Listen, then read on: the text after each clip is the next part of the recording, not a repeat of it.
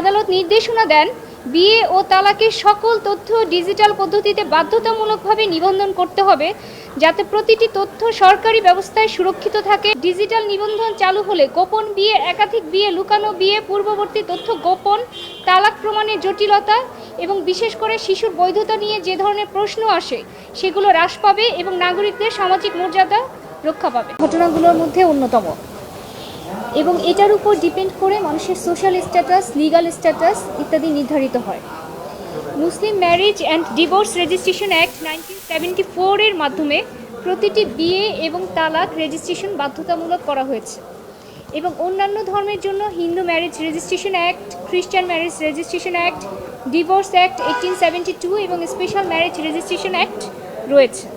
কিন্তু বিয়ে এবং ডিভোর্স ডিজিটালাইজড না হওয়ার কারণে, অর্থাৎ কোনো ধরনের কেন্দ্রীয় ডিজিটাল ডাটাবেস বা ওয়েবসাইট না থাকার কারণে বিয়ে ও তালাকের তথ্য প্রায়ই বের করাটা অসম্ভব হয়ে পড়ে, এবং এই সুযোগকে কাজে লাগিয়ে সারা দেশে বিভিন্ন ধরনের প্রতারক চক্র বিয়ে ও ডিভোর্স নিয়ে প্রতারণা ব্যাপক হারে বেড়েছে। আমরা দেখেছি একই সাথে 24 বছরে 23টি বিয়ে করেছে, একই সাথে 114টি বিয়ে করতেও দেখেছি, কাবিন বাণিজ্য হতেও দেখেছি, এবং এর ফলে আমাদের যে মামলার সংখ্যা সেটা হু হু করে বেড়েছে। একাধিক বিয়ে করা, আগের বিয়ের তথ্য গোপন করা এবং বিয়ে করে বিভিন্ন মানুষের টাকা হাতিয়ে নেয়া, সম্পত্তি আত্মসাতের মতো ঘটনাও ঘটেছে। শুধুমাত্র ব্ল্যাকমেলিং বিষয়টা সেখানেই থেমে নাই। এই যে বিয়ে এবং ডিভোর্সের তথ্য যখন গোপন রাখছে এবং একাধিক বিয়ে করছে, যারা যেই সব ইনোসেন্ট পার্সনরা না জেনে শুনেই বিয়ে করছেন তারা সামাজিকভাবে হেয় প্রতিপন্ন হচ্ছেন, এবং একই সাথে তাদের যে মান মর্যাদা সেগুলো ক্ষুণ্ণ হচ্ছে। উপরন্ত অনেক সময় দেখা যাচ্ছে যে বাচ্চার বৈধতা নির্ধারণে কোর্টের আদালতের সম্মুখীন হতে হচ্ছে, এবং অনেক সময় এই ক্ষেত্রে নারী শিশু নির্যাতন দমন আইনে মামলার সংখ্যা বেড়েছে, যৌতুকের মামলা বেড়েছে, বিভিন্ন ধরনের প্রতারণার মামলা বেড়েছে, এমনকি শিশুর প্যাটার্নিটি টেস্টের মতো স্পর্শকাতর বিষয় নিয়েও এখন আদালতে দৌড়াতে হচ্ছে। এর পরিপ্রেক্ষিতে 2021 সালের 4ই মার্চ 4 জন ভুক্তভোগীর পক্ষে আমি রিট পিটিশন ফাইল করি। সেই রিটটি শুনানি শেষে হাইকোর্ট রুল জারি করে। আইন মন্ত্রণালয়ের সচিব, তথ্য ও যোগাযোগ মন্ত্রণালয়ের সচিব, ধর্ম মন্ত্রণালয়ের সচিব এবং বিটিআরসির চেয়ারম্যানকে এই রুলের জবাব দিতে বলা হয়। রিটের চূড়ান্ত শুনানি শেষে আজ মাননীয় বিচারপতি ফাহমিদা কাদের এবং মাননীয় বিচারপতি মোহাম্মদ আসিফ হাসানের দ্বৈত বেঞ্চ রায় ঘোষণা করেন। আজকের রায়ের পর্যবেক্ষণে বলা হয়, বর্তমান ব্যবস্থায় বিয়ে ও তালাক কার্যকরভাবে যাচাই করা সম্ভব হচ্ছে না, যা পারিবারিক স্থিতিশীলতাকে ক্ষুণ্ণ করে এবং অনেক ক্ষেত্রে সন্তানের বৈধতা নিয়েও জটিলতা তৈরি হয়।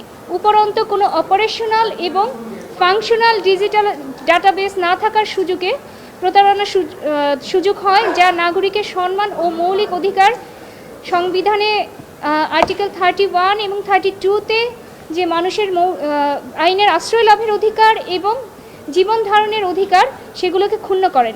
আদালত স্পষ্ট করেন, রাইট টু লাইফ শুধুমাত্র বেঁচে থাকার অধিকার নয়, এটি মানুষের মান সম্মান, মানবিক মর্যাদা রক্ষার অধিকারকেও অন্তর্ভুক্ত করে। রায়ে আরও বলা হয়, নিবন্ধন সংক্রান্ত আইন থাকলেও সংশ্লিষ্ট কর্তৃপক্ষ এখনও কোনো রকম পূর্ণাঙ্গ অপারেশনাল ও কার্যকর ডিজিটাল ব্যবস্থা তৈরি করতে প্রয়োজনীয় পদক্ষেপ নিতে ব্যর্থ হয়েছে। তাই আদালত নির্দেশনা দেন বিয়ে ও তালাকের সকল তথ্য ডিজিটাল পদ্ধতিতে বাধ্যতামূলকভাবে নিবন্ধন করতে হবে, যাতে প্রতিটি তথ্য সরকারি ব্যবস্থায় সুরক্ষিত থাকে, ডাটাবেস সম্পূর্ণ কার্যকর এবং ব্যবহারযোগ্য হয়। নাগরিকরা, বিশেষ করে নারীরা, যেন সহজেই সেগুলো যাচাই বাছাই করতে পারে এবং প্রতিটি নাগরিক বিয়ের এবং ডিভোর্স সংক্রান্ত বিষয়ে তাদের ডিজিটাল কপি সংগ্রহ করতে পারে। পাশাপাশি আদালতের এই রায়ের নির্দেশনা বাস্তবায়ন করে দ্রুততম সময়ে কমপ্লায়েন্স রিপোর্ট দাখিল করার নির্দেশও বিবাদীদের প্রতি দেয়া হয়। আমরা আশা করি এই রায়ের মাধ্যমে পারিবারিক নিরাপত্তা, বাল্যবিবাহ প্রতিরোধ, আইনগত স্বচ্ছতা এবং সবচেয়ে বড় বিষয় বিয়ে ও তালাক সংক্রান্ত প্রতারণা বন্ধে ঐতিহাসিক পদক্ষেপ হিসেবে কাজ করবে, এবং ডিজিটাল নিবন্ধন চালু হলে গোপন বিয়ে, একাধিক বিয়ে, লুকানো বিয়ে, পূর্ববর্তী তথ্য গোপন, তালাক প্রমাণের জটিলতা এবং বিশেষ করে শিশুর বৈধতা নিয়ে যে ধরনের প্রশ্ন আসে সেগুলো হ্রাস পাবে এবং নাগরিকদের সামাজিক মর্যাদা রক্ষা পাবে।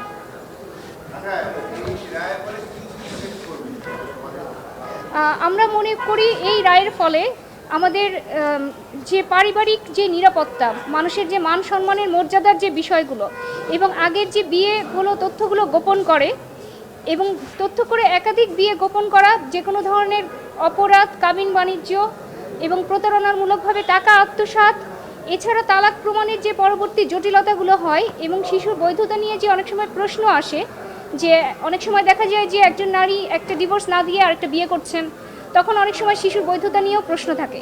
তো এই ধরনের বিষয়গুলো, সেন্সিটিভ ইস্যুগুলো, স্পর্শকাতর বিষয়গুলো নিয়ে আমাদের কোর্টের সম্মুখীন হতে হবে না।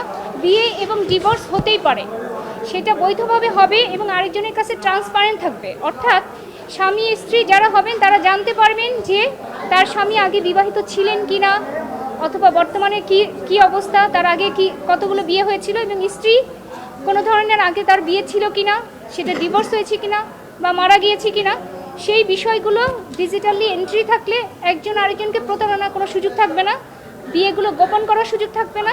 সবচেয়ে বড় কথা, এই ধরনের প্রতারণা বন্ধ হলে আমাদের সামাজিক সুরক্ষা নিশ্চিত হবে।